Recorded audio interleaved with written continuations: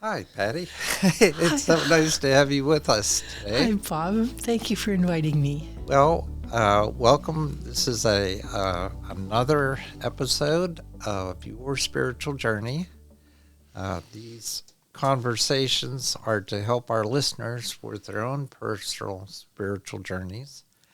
And of interest to me uh, is your spiritual journey in the way that, as I've read your books, uh, it seems to me that your church, your cathedral, is out there among the trees.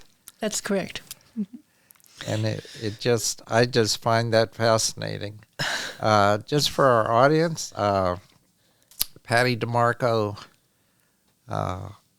is well known around this area being the Pittsburgh area, uh, for having, I guess, been in charge of the Rachel Carson homestead for many years. Uh, she is an author of Pathways to Our Sustainable Future, which just fascinated me because you took us through the journey of all the difficulties and you came out with an optimistic message. That's right. And then your second book, which is now out, In the Footsteps of Rachel Carson, does the same thing in terms of ending on an optimistic note. And with all the naysayers and the doom and gloom that we get from the media around, just everything that's going on, including our environment, and, just that the clock is ticking, and for some people, they're saying we're beyond salvation, I guess. And you come out on the positive end of this. So, anyway, I'm curious first about your spiritual journey and how you got to where you are, but where did you start? Well, I was raised in your classic Italian patriarchal family. So we were Catholic, and I used to go to Mass with my nonna. And I remember her giving me 5 cents to put in the collection plate, and the little click of her change purse was, like, something that resonates in my mind. I was fairly diligent at trying to be a good person in the Catholic Church, but realized being a girl in that tradition in the 50s when I was in grade school was quite a challenge. Especially we were in the Foreign Service and often going to convent schools, which were very strict and very patriarchal in nature. So it was common practice that the girls sat in the back and the boys sat in the front by alphabetical order. Well, I couldn't see the blackboard because I didn't know that I needed glasses. So I was always talking to my next partner next door to ask her to tell me what was on the blackboard. So of course, sister would get mad at me, and I would get punished by being put in the front row among the boys, a position of great humiliation. But to me, it solved the problem because from the front row, I could see the blackboard. So no problem. And I didn't understand that I was in disgrace. I think one of my final breaks with the Catholic Church came when we had returned to the States. We were in St. Bernard's School, and I was called to the office about, middle of first period. And my little sister was there in tears. Now, we had just come back from the Philippines, and we were not in possession of our uniforms yet. They were still on order, and it was a warm September day. Linda had come to school in a little sleeveless dress, and her bare arms apparently had become an occasion of sin. And they were sending her home to change. So here she is holding on to me crying, and I was 12 at the time, and I remember saying to Sister Superior that if there was a sin involved in this little child's appearance, it wasn't hers. And I stomped out and promising to never come back. And of course, my mother was called, and the whole thing blew up. And I didn't want to go back to that school at all, ever, because I found it so offensive, especially like being asked to sit on Father's lap to receive your report card. I stuck out my hand and shook hands with him. And again, disrespecting the priest, et cetera, et cetera. It was just, an environment that was not friendly. Plus, I had been really a very curious child, especially about the natural world, especially when we were living overseas, because it was just so fascinating. And I asked too many questions. It was not polite for girls to be so pushy. Now, I think nowadays that would not be the case in the Catholic Church. But in those formative years, it was just really always a confrontation with my teachers, with, the whole system. And then I had the audacity to get engaged to a Methodist. Not only a Methodist, but one whose uncle was a minister in the Methodist Church. And I wanted to have an ecumenical mass. My parish priest outright refused. And he said that I should go to the good sisters and play a novena for my immortal soul and not ever see this person again. Of course, I stomped out in rage and left the man to my father. Oh. And I got married in the Heinz Chapel. We had an ecumenical mass presided over by Father Clancy and Reverend Bob Gordon, my then husband's uncle. And we had, a tradition in the Methodist Church as a result. Wow. That's quite a story. Well, I think a lot of people, at those times, remember, the 50s, the 60s, the age of the women's lib. I was on the front line. I mean, my mother worked and most of the other mothers did not. And I felt that she was a union organizer. She was not a quiet, retiring person, and I wasn't either.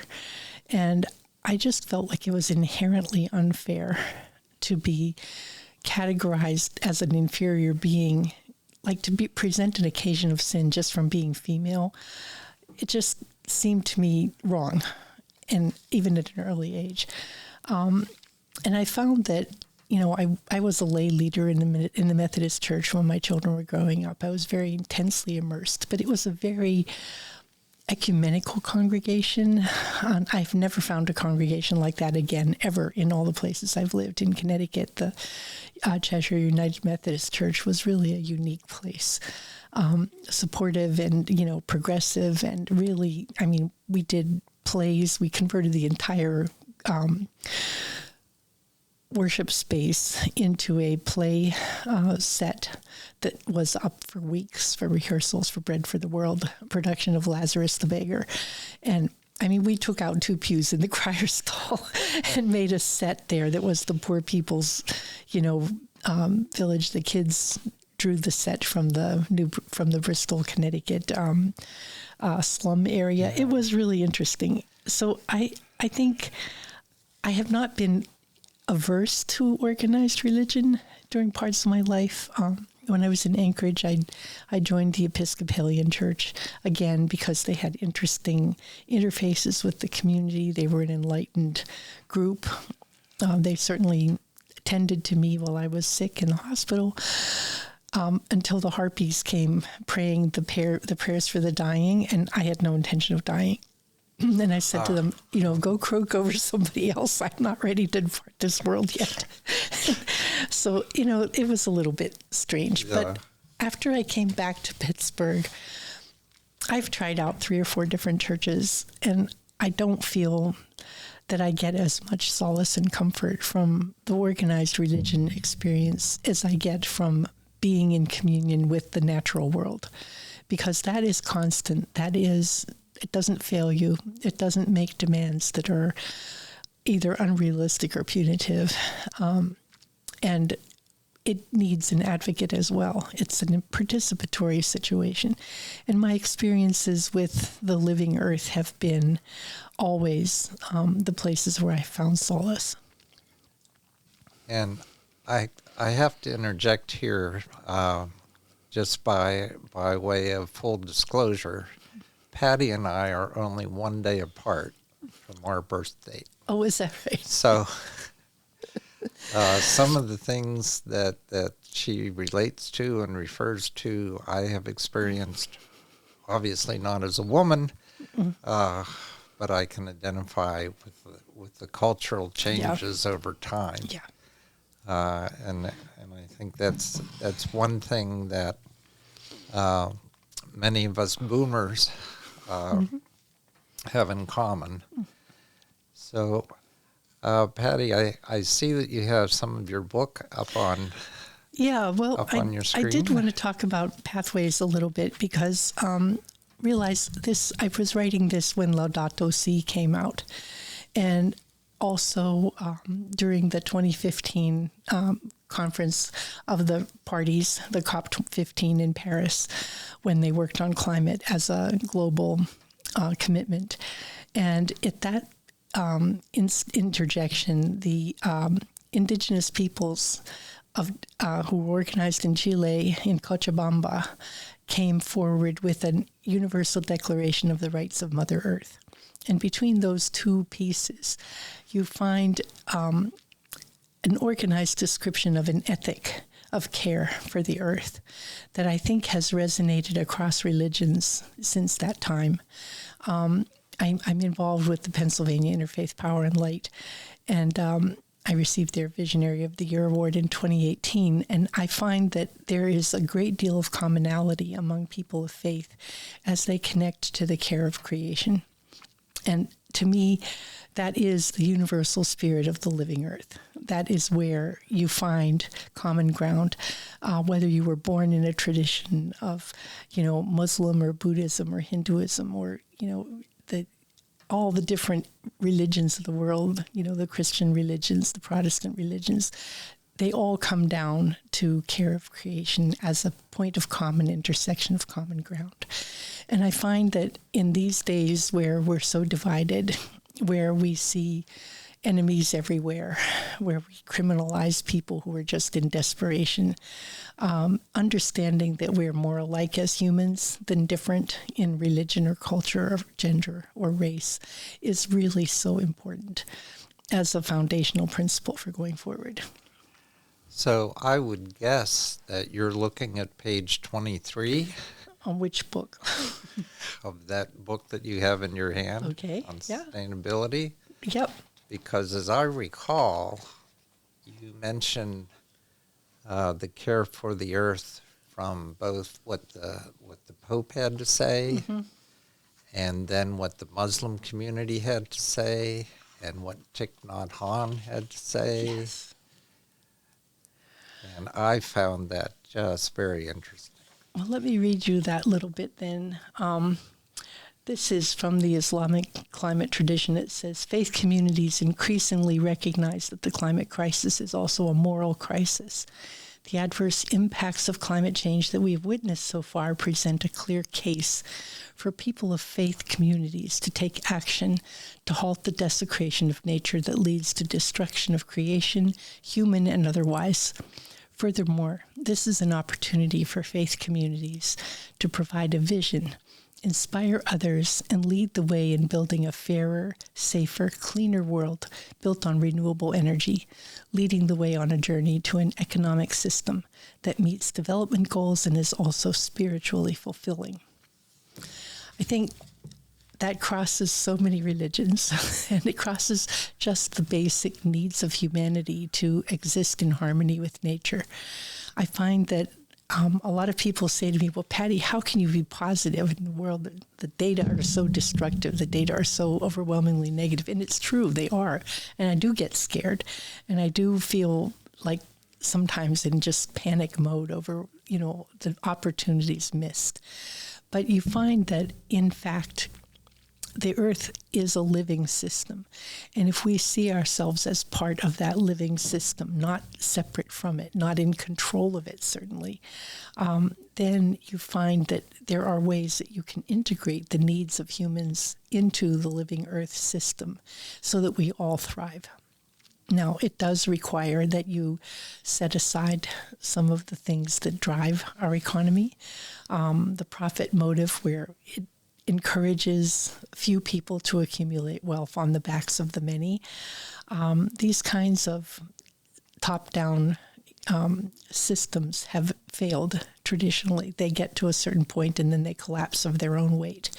I think we're at one of those points where we need to look at the need for inclusion and equity and diversity in all of our systems if we're going to go forward in a way that works. I've been encouraged by the fact that when you share the positive stories and the fact that they're not anomalies, people resonate with that and look for ways to emulate that and actually are surprised that they work. But not so much anymore, less and less, now that we have some of the market signals beginning to align in that direction with the legislation that was passed, the Inflation Reduction Act and the Infrastructure and Jobs Act under the Biden initiative have both contained elements that have never been in federal legislation before, like community benefit agreements as a requirement for federal funds. This is huge. Things like putting monetary incentives in place that span a whole decade and don't have caps on them. We usually put them in 2 or 3 times, 2 or 3 years at a time, and subject to budget reauthorization. The investment community doesn't respond to that. But a whole decade, you can now work with that. Then you have the whole system of regenerative agriculture, which is going on not just in farms, but in urban communities where people begin to look at growing food where they are and getting rid of the food deserts by planting community gardens and getting people engaged in harvesting food that they can then store also for the winter, or doing them year-round in greenhouses. These are tremendous movements, and we have over 400 community farms in Pittsburgh alone. I mean, it's just exploding. Well, for the first time, the Federal Farm Act has 3 years of federal money support for transitioning from commercial, chemically intensive agriculture to regenerative agriculture practices. This is huge. It's a transformation of how we approach our interface with the land. Restoring and remediating abandoned mine lands is another one. These things, they've been sitting among us, just leaching rust into the rivers. And you see the red rivers in Pennsylvania. We have 3,000 miles of acid mine drainage, damaged rivers. Never had a lot of initiative for cleaning it up until now. So, Patty, I've heard you talk about work that you've been doing with a variety of states around this Appalachian project. Yep. Could you talk a little bit more about that? Well, Reimagine Appalachia is amazing. Okay, it started out thinking about in like 2012 or 13 when the fracking boom was at its height, and they were looking at the Ohio River Valley as the future plastic center of the country, shifting up from Baton Rouge and Louisiana. They had been battered heavily by hurricanes and continue to be, and the infrastructure is getting affected.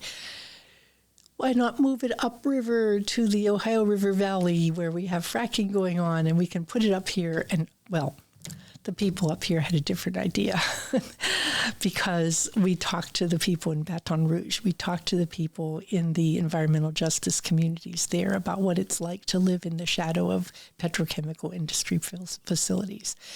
And we began working on a different future, a different fate. The League of Women Voters had been holding Reimagine Your Community projects all across the state for a while. We did one in Lehigh Valley and Erie and Johnstown, lots of them. And it empowers people to think about, what do you want in your community for your future? We did one in Wheeling, West Virginia, and people came from Ohio and Pennsylvania and West Virginia and Kentucky even. And we began to look at, what if we reimagine a region, reimagine Appalachia, and pull those 4 states together, Pennsylvania, Ohio, West Virginia, and Kentucky, where we are in the Ohio River Valley, we are in the immediate impact stream of these proposed facilities. And what would we do if it were our choice and we could do something different? We held the 45 listening sessions and realized this is pandemic time. It was all on Zoom. We had 45,000 people participate across 4 states, Wow, 50 supporting organizations, and only 1.5 paid staff. Even now, we only have 2 and 2 part-time. But the impact has been huge because you start by listening to people, listening to the coal miners, listening to the people in Rust Belt communities, listening to their mayors.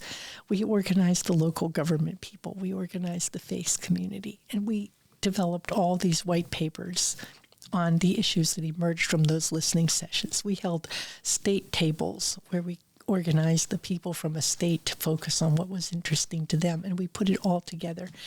They commissioned job studies from the University of Massachusetts, where Rob Poland wrote, a model and modeled what the impact of our blueprint would be. For Pennsylvania, it's 543,000 jobs in the clean economy alone, just in Pennsylvania.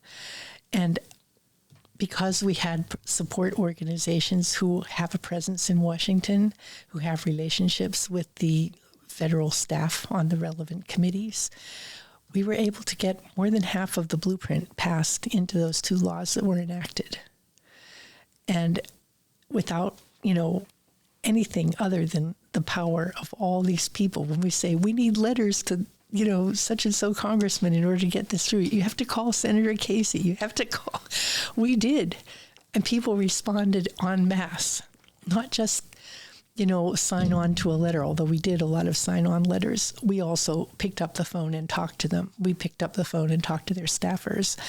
And we found out who the issue people were that were following our issues. Now we have Black Appalachia Voices has its own roundtable. We have a faith community group that works on the creation care aspects. We have a sustainable agriculture, regenerative agriculture piece. These things have all been working together, especially the manufacturing and looking at making manufacturing the center of what we do, but have it be in a sustainable way, and retrieving the infrastructure and the investment in these communities that have been abandoned, and in rural areas that have been, okay, we're going to plow everything there is and you guys can just figure out how to live on top of that. But to make it really about reinvesting in communities where they are. People don't want to get trained for jobs they don't want in places they don't want to go. But if you say, what can you do in your own community? What are the resources that you have at hand that you'd like to expand? The answers were amazing. And it also put a highlight on some of the problems. Broadband is not universally available. So the broadband bill actually passed. This is important to recognize the limitations as well as the opportunities. Wow. Go to reimagineappalachia.org and you can read all the issue papers. It's really cool. You've been a busy lady. Well, I'm not alone. I mean, there are lots and lots of people at the table. And that, I think, is what makes it different from some of the things that come down from, like, the Allegheny Conference or places like that. It's a very narrow part of the world that says, we 20 multinational organizations have decided that plastic is our future, and so we're going to drive everybody in that direction. Sorry, we're not sheep. We don't want to go over that cliff with you. And we've decided to stand up and say no. And we have better choices, and here's what they are. So I'd like to focus for a minute on your other book. Yeah. Because I found it fascinating, just as a memoir, and also fascinating as a spiritual journey, because I guess the impact of the time that you spent in Alaska, and Alaska to me is still a foreign place. I remember the old television show Northern Exposure, which was filmed in Seattle, and they always had a moose in the middle of the street. And then to read about your exploits with moose, was just fascinating. Well, it was interesting because, even in modern day Anchorage, it's still carved into the wilderness in many ways. And finding a full antlered moose striding down the median on Northern Lights Boulevard is common. It is in the field outside of the airport, you can see moose almost any time. So when the tourists land, they're all excited. Oh, there are moose in the city. You know, there are moose in the city, all right. You got to watch out for them. They're not cute, cuddly creatures, right? So I think it was very easy to get connected to nature in Alaska for me. I'm it's going to be impossible to scroll down through this while I'm talking, but I know my first Christmas there, we moved there in September, and we were living in a little log cabin, quite, modern, had all the conveniences, well, water and everything. And I had to walk the dog. It was late at night, dark. And we were about a quarter of a mile from the house. There was an open space where the dog liked to run around. And I just got to that little cul-de-sac, and I was feeling kind of lonely. I mean, I was away from home for Christmas, and it was kind of a little bit sad.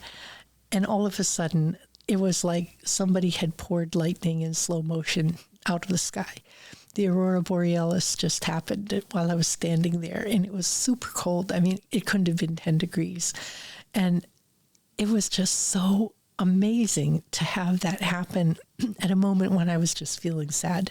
And it just completely astonished me. And I don't often see the aurora in Anchorage. It doesn't come that far south all the time. So it was really special, almost like a greeting.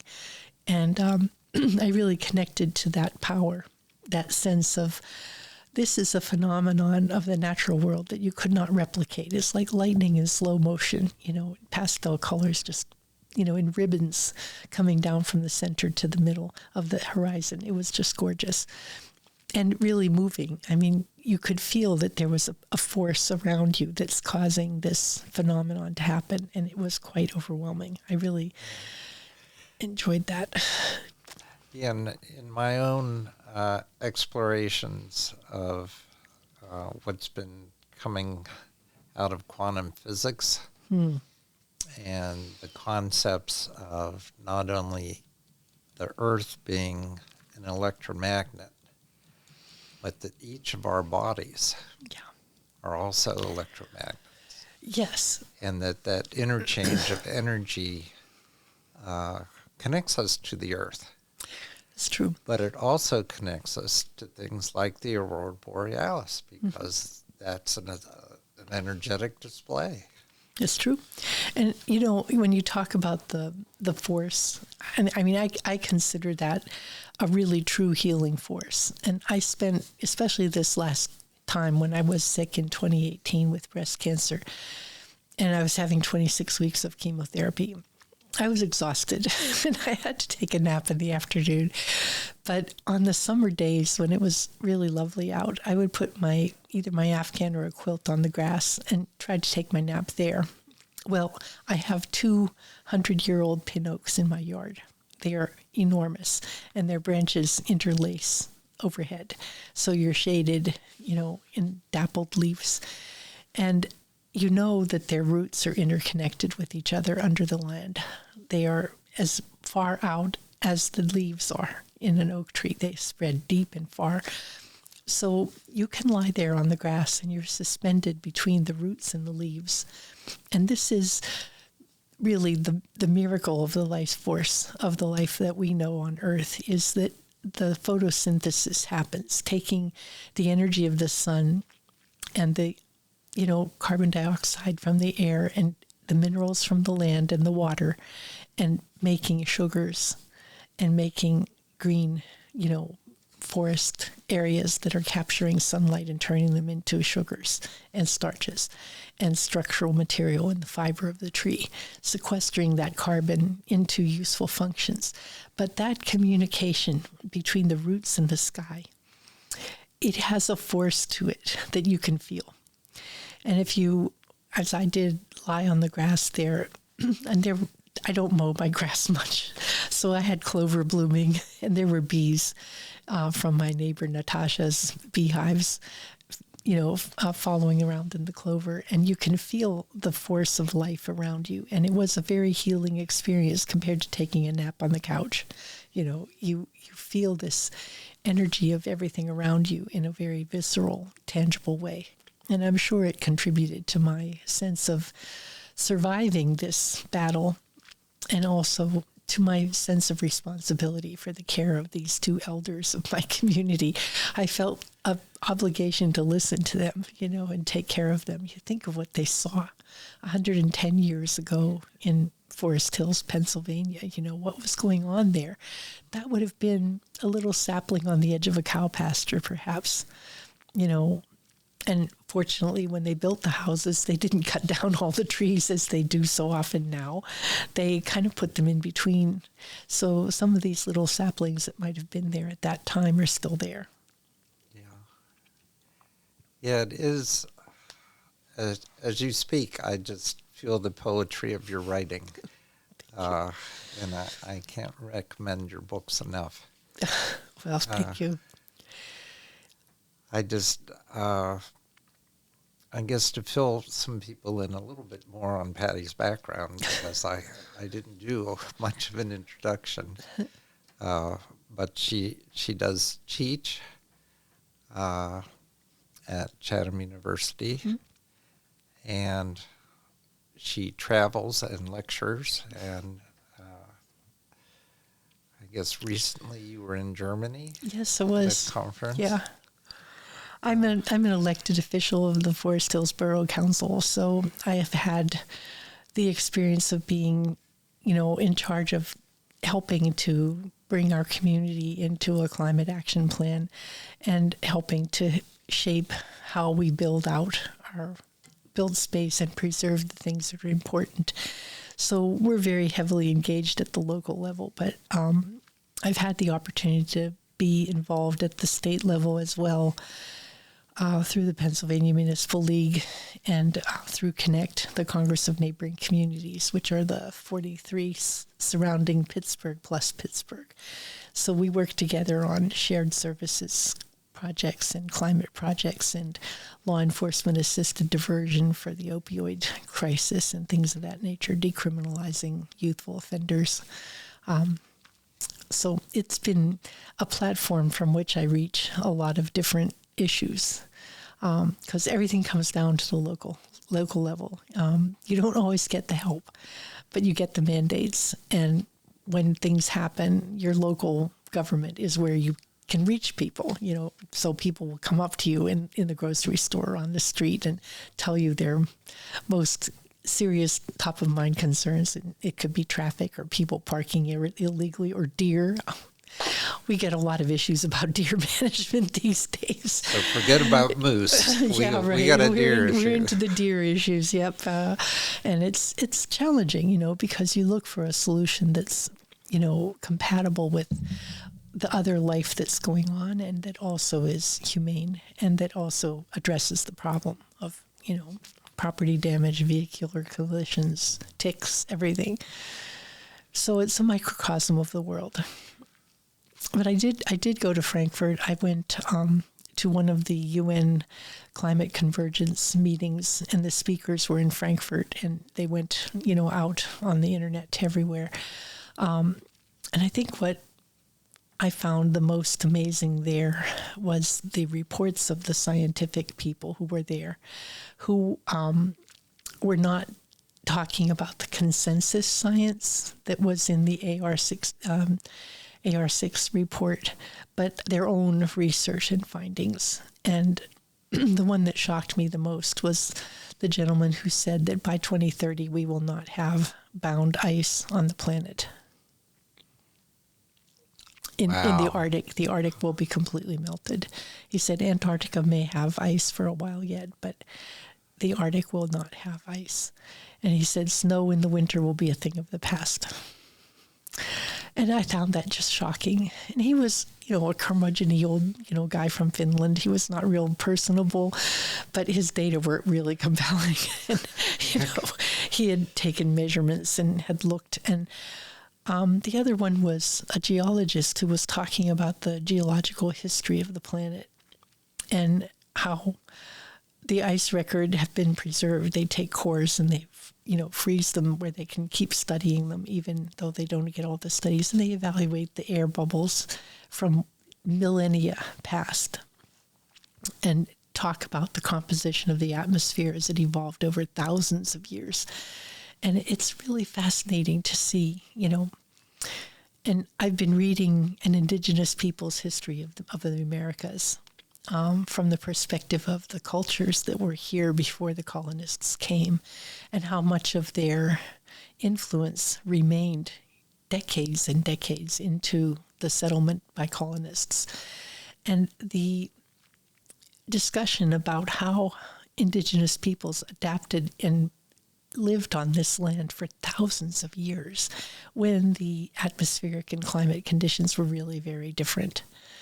The land bridge that connected to Asia, the Ice Age, the Little Ice Age, the long drought periods in between those.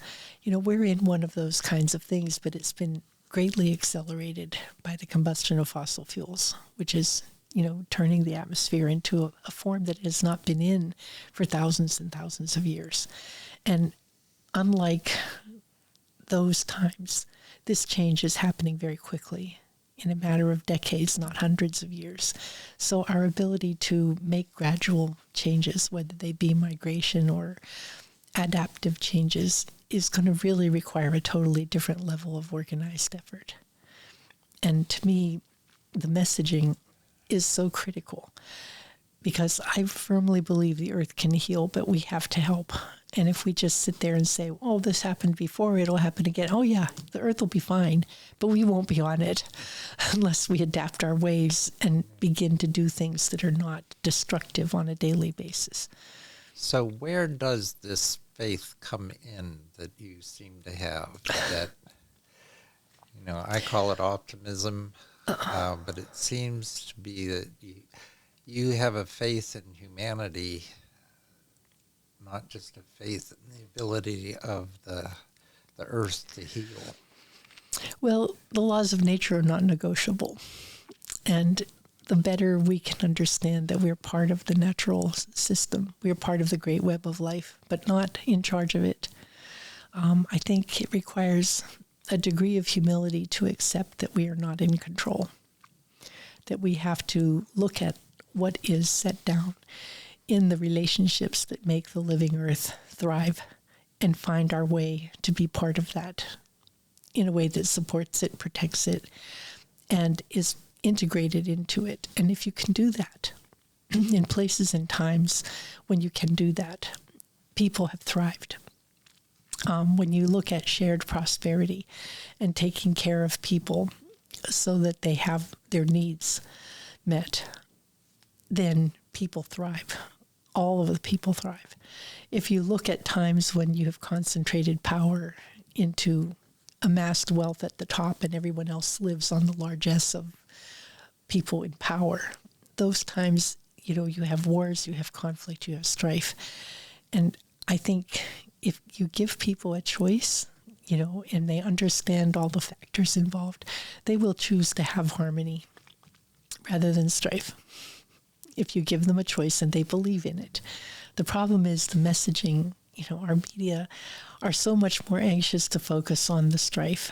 They want to report, explosions, bombings, shootings, masses of people at the border and how criminalizing they are, instead of saying, oh, there are people massing at our border because they've had 20 years of drought and their mountains no longer release water because there's no ice on the caps. It's happening now in Colorado and Utah. Oh, are we going to criminalize the people of Colorado and Utah because they don't have any water? What about the fact that the Mississippi is, very, very shallow and unnavigable in large areas now? And are we going to make that a crime? I think what we need to do is look at the fact that the earth systems are changing around us, and we need to recognize our role in the causes, and also the fact that we have to adapt and accept reality and find a way to become more resilient. And that means accepting the fact that some people will not be able to do anything but move. Yeah, just not to make light of it, but it reminds me of an old George Carlin skit about people living in the desert and starving and just saying, I don't understand why they don't just get up and move. Mm-hmm. Why are you living where you're starving? Well, sometimes you don't have a choice. And that's You know. that's the truth. You don't have a choice. So I think because we, in Pennsylvania particularly, given the way the patterns seem to be falling out, we are going to have water here for a while. And that carries an obligation as well, not only to protect that water, but to use it in ways that help sustain everyone else. To me, using water to pump underground full of chemicals for fracking natural gas so we can make more plastic is a complete destruction of a natural resource that we need for, sustenance of people, whether it's growing food, whether it's, domestic uses. I was having the pleasure of talking to my friend Pamai Shakmam Yalalai, who is a shaman of the Iroquois people here. And she was talking about ancient ways of agriculture practice that actually harvested stormwater underground and then used it for irrigation during times of drought. And this was practiced by indigenous peoples on this continent millennia before we had irrigation canals and, public works of any kind. And, it was all done in ways that could be sustained. And we have to start thinking about that. We have to start thinking about how we live on the land and how we use the land to help restore our own well-being as well. But you remain hopeful. I do. I think, first of all, when you're in a positive mental attitude, things are not nearly as debilitating. And it isn't to say that I don't fall into despair and cry for days at a time, because I do. There are times when I just, like Saturday, I was really down in the dumps. I was just really down. But, you get past it. I planted the sack of daffodils that were in my garage that I hadn't got to yet. Even though it was raining, I felt, okay, they don't eat the daffodils. The deer won't bother them. I can plant them. And okay, I'm a little bit wet now, but I feel better knowing that in the spring I'll have flowers. So I think, you do what you have to do to reconnect and to keep yourself going. And I know when I was going through cancer in 2018, my son was always telling me, Mom, you have to maintain a positive mental attitude. and I think that's really true. If you have a positive mental attitude, your resources are aligned in a way that allows you to function. If you're given in to the despair and the sadness and, the feeling of overwhelmedness, then your forces are kind of in defensive mode and you shut everything out and you just sort of shut down. And to me, if you're fighting a chronic disease or if you're fighting a chronic systemic problem, if you don't harness the positive energy that you can gather, it's almost impossible to function. That's so true. Yeah. So true. Yeah. It's a lot about belief systems. Mm-hmm. And, there's that old saying, if you believe you can, or you believe you can't, you're right. Yeah. Well, there are millions of examples of people taking on things and saying, well, okay, maybe it won't work, but I don't have any other option. And my other option is to sit here and die. Well, that isn't an option. You need to say, I can do something positive, whether it's something small. Okay, I'm feeling down in the dumps. I will make brownies and deliver them to somebody who needs them, or it can be something, like writing a letter to your congressman and making a sense of impact on things. You never know whether they listen or not, but sometimes they do. I had the experience of calling up Mike Doyle to thank him for his vote on the infrastructure bill and all the work he did on the Jobs Act. And his staff person said to me, Patty, you're the only person who's called us to thank us. And I said, wow, that is really too sad. So I think, we need to think about, the power of just recognizing the contributions of the people around us and telling them that you appreciate them, because you never know when they might need that little bit of encouragement, that little bit of, what I'm doing actually matters, Yeah. So it's true that, we all have an obligation to do what we can for good in the world, and sometimes it's a little thing like thanking somebody, and sometimes it's a big thing like joining in a national effort with lots of other people holding hands. I really believe in the power of joined voices. I think it's important. Well, I have to tell you that I really appreciate the work that you do. Thank you. You too. So it's time for you to know that if you don't know that already. Thank you. It's good for all of us to know that there's someone like Patty out there fighting for all of us, as well as fighting for Gaia, fighting for the earth, because we're all connected. We are. We're all connected. So thank you so much for spending this time with me. You're welcome. I really appreciate it.